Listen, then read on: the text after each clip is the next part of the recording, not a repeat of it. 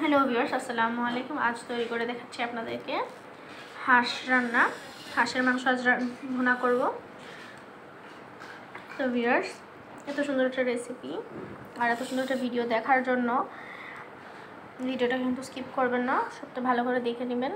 তো এখন আর কথা না বাড়িয়ে চলে যাচ্ছি মূল ভিডিওতে। আসুন। সো ভিউয়ার্স, আমরা এখন মূল রান্নায় চলে আসছি। তো এখন আমরা প্যানে দিয়ে দিচ্ছি সরিষার তেল। এখানে কিন্তু আমরা হাঁস রান্না করছি, তাই কিন্তু একটু তেলের পরিমাণটা একটু বেশি হবে। তাই এখানে দিয়ে দিলাম সরিষার তেল প্রায় 1 কাপের মতো। সো ভিউয়ার্স, আমরা কিন্তু এখানে তেল দিয়ে দিয়েছি। তো তেলটাকে হালকা একটু গরম হতে দিই। সো এখন আমরা কিন্তু চুলার ফ্লেমটা মিডিয়াম টু লোতে রেখেছি। তেলটা আস্তে আস্তে গরম হয়ে আসে, কারণ সরিষার তেল দিয়েছি, তো এটা একটু ফেনা আসবে। তো ফেনাটা যতক্ষণ না একটু যাবে ততক্ষণ পর্যন্ত ওয়েট করবো। সো ভিউয়ার্স, এখন তেলটা কিন্তু গরম হয়ে গেছে। এখন দিয়ে দিচ্ছি এখানে পেঁয়াজ কুচি। তেলটা কিন্তু হালকা গরম হয়েছে, আমি বেশি গরম হতে দেইনি, নাহলে দেখা যায় পেঁয়াজটা হওয়ার আগে পুড়ে যায় এবং তেলটাও পুড়ে যায়, তখন কিন্তু আর তরকারিটা খেতে ভালো লাগে না। আমি এখানে ছোট কাপে 1 কাপ বলতে পারেন, ছোট বাটি ছিল, এই যে এটা দিয়ে আমি 1 বাটির মতো দিয়েছি। আপনারা যদি পেঁয়াজ বেশি দিতে চান তাহলে দিতে পারেন, কারণ আমরা তো বাটা পেঁয়াজ দিব, তাই পেঁয়াজ চপ করাটা পরিমাণে কম দিয়েছি। এখনই দেখুন আমাদের কিন্তু ফেনা চলে এসেছে তেলে। তো পেঁয়াজটা কিন্তু আমরা মিডিয়াম টু লো আঁচে ভেজে নিব। এই পর্যায়ে ভিউয়ার্স দিয়ে দিব। ভিউয়ার্স, এখানে নিয়েছি তেজপাতা, নিয়েছি দারচিনি, এলাচ মুখ ফাটিয়ে নিয়েছি, আর নিয়েছি কিছু লবঙ্গ বা নাকফুল। এখানে আমরা কিন্তু এগুলোকে টুকরো টুকরো করে নিয়েছি। এখন দিয়ে দিচ্ছি সেই তেলে। পেঁয়াজের সাথে এগুলোকে একটু ভেজে নিব। ভেজে নিলে কিন্তু একটু ভালো স্মেল আসবে। সো ভিউয়ার্স, আমরা কিন্তু একটু মিডিয়াম টু লো আছে একটু সময় নিয়ে ভালোভাবে ভাজতে থাকবো, যেন মশলাগুলো যত ভালো ভাজা হবে তত কিন্তু খাবারটা খেতে ভালো লাগবে এবং মাংসটা একটু সুন্দর স্মেল আসবে এবং একটা জুসি ফ্লেভার হবে। তার জন্য একটু সময় নিয়ে একটু ধৈর্য ধরে মশলাগুলোকে ভালোভাবে ভেজে রান্না করতে হবে। অনেকের দেখা যায় তেলটাকে বা মশলাটাকে না ভেজেই তেলটাকেও একটু এরকম ফেনাটাকে না মজিয়ে দেখা যায় রান্না করে, তারপরে দেখা যায় তেলের একটা ঝাঁঝালো ভাব থাকে, মশলাগুলো একটা কাঁচা কাঁচা গন্ধ থেকে যায়, তাতে কিন্তু যতই সুন্দর রান্না হোক খেতে কিন্তু মজা হয় না। তাই যদি খাবারটাকে একটু হোটেল স্টাইল বা রেস্টুরেন্ট স্টাইল করতে চান তাহলে কিন্তু অবশ্যই একটু সময় নিয়ে সুন্দরভাবে ভেজে নেবেন, তাহলে কিন্তু খেতে খুবই ভালো লাগবে।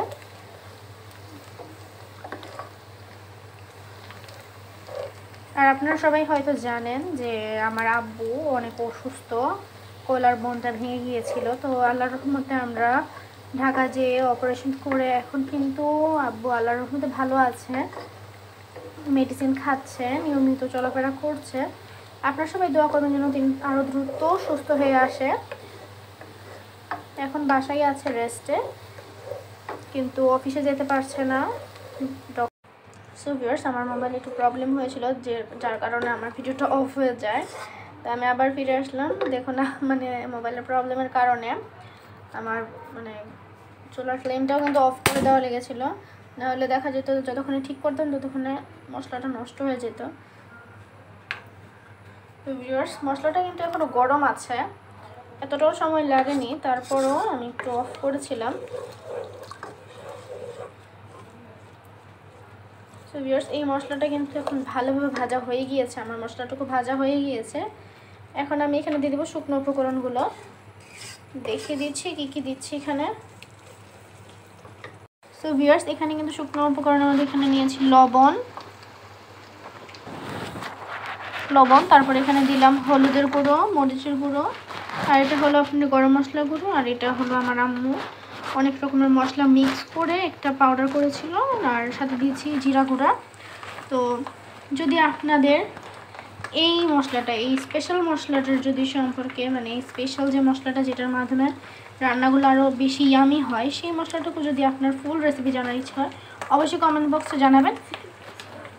এটা হলো নর্মালি আমার আম্মুর সিক্রেট রেসিপি, যেটার মাধ্যমে রান্নাটাকে যে নর্মালি রাঁধুনিদের যেরকম একটা মশলা থাকে যার মাধ্যমে তাদের রান্নাটাকে আরও বেশি ইয়ামি এবং টেস্টি করে তোলে, ঠিক সেরকম আমার আম্মুরও এই মশলাটা এটার মাধ্যমে অনেক ইয়ামি টেস্টি হয়, খুব সুন্দর ফ্লেভার আসে। তো এখন দেখুন আমার মশলাটা আমি দেখুন এখানে এটা কিন্তু ভালোভাবে ভাজা হয়ে গিয়েছে। এখন দিয়ে দিচ্ছি শুকনো উপকরণগুলো সবগুলো। দেখুন আমার ভাই মানে দেওয়ার সময়ও সে কান্নাকাটি করছে, মনে হচ্ছে তার হাতে পুড়ে যাবে। এখন ভিউয়ার্স আমি এখানে দিয়ে দিচ্ছি, এখানে আমার বাটিতে অল্প একটু মশলা লেগেছিল তাই আমি এটাতে একটু পানি দিয়ে দিলাম। এখন এটা ঢেলে দাও। তো ভিউয়ার্স আমি এখানে দিয়ে দিলাম হাফ কাপের মতো পানি দিয়ে এখন মশলাটাকে একটু কষিয়ে নিব। মশলাটা কষে গেলে কিন্তু আমি মাংসটুকু দিয়ে দিব। আপনারা কেউ বিশ্বাসই করবেন না, এখন ভাজার পর সব কিছু দেওয়ার পর মশলাটা যখন স্মেল আসতেছে এতটাই টেস্টি হচ্ছে ঝোলটা, মানে এই মশলার ফ্লেভারটা এতটাই আসছে মনে হচ্ছে যে এটা দিয়ে প্লেট ভরে ভাত খাওয়া যাবে। অবশ্যই যদি ওই স্পেশাল মশলাটা সম্পর্কে জানার ইচ্ছে হয় তাহলে অবশ্যই কমেন্ট বক্সে জানাবেন, আমরা চেষ্টা করবো আপনাকে ফুল রেসিপিটুকু দেওয়ার জন্য।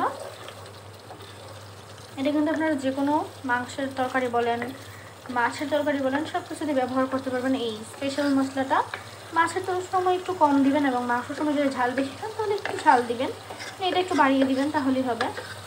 সো ভিউয়ার্স মশলাটা কিন্তু ভালোভাবে কষিয়ে নিচ্ছে। এই দেখুন, হ্যাঁ এই ডিশটাকে রান্না করার সময়, তরকারিটাকে রান্না করার সময় কিন্তু একটা স্পেশাল জিনিস রাখতে হবে। এটা কি? ওটা হলো আমার মতো একজন হেল্পার, না হয়তো এটা টেস্টি হবে না। দেখলেন আপনারা সবাই ও কি বলে, আপনারা ট্রাই করবেন।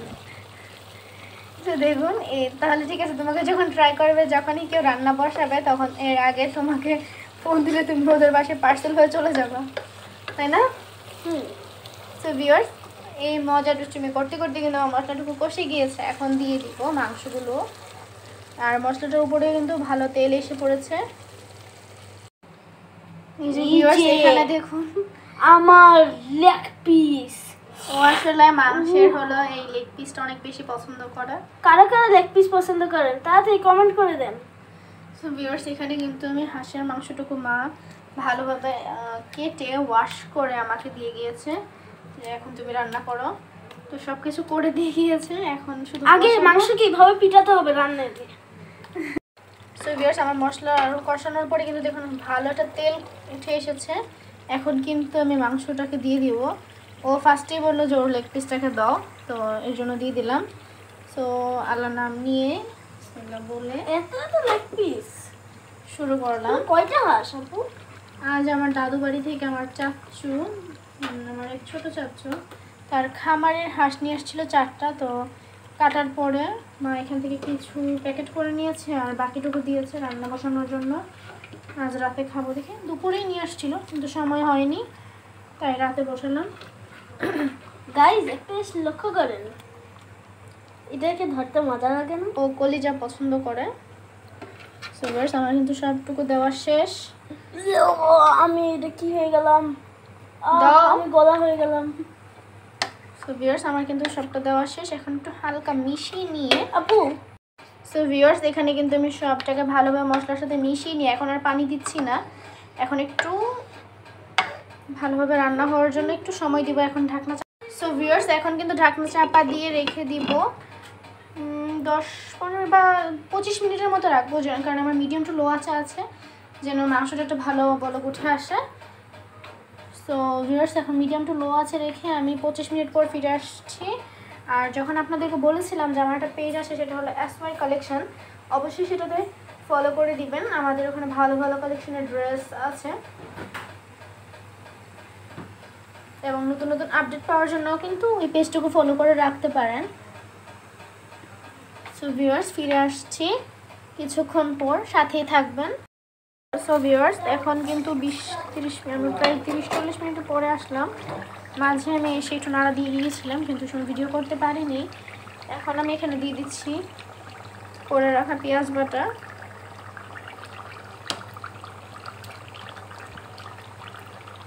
সবটুকু পেঁয়াজ বাটা দিয়ে দিলাম, এখন একটু মিশিয়ে দিচ্ছি পেঁয়াজ বাটাটা। মাঝে মধ্যে ক্যামেরা নড়ে কারণ আমি এক হাতে ক্যামেরা ধরে রেখে ভিডিও করি, তাই কিছু মনে করবেন না।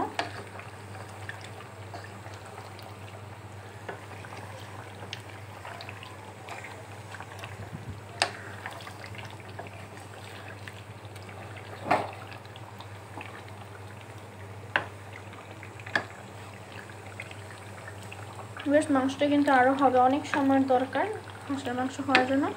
এখন নাড়াচাড়া দিয়ে আমি কিন্তু এখন ঢাকনা দিয়ে ঢেকে দেব। আবারও কিছু সময়ের জন্য মাঝে মাঝে এসে একটু নাড়া দিয়ে দেবো যেন তলানিতে না লেগে যায়।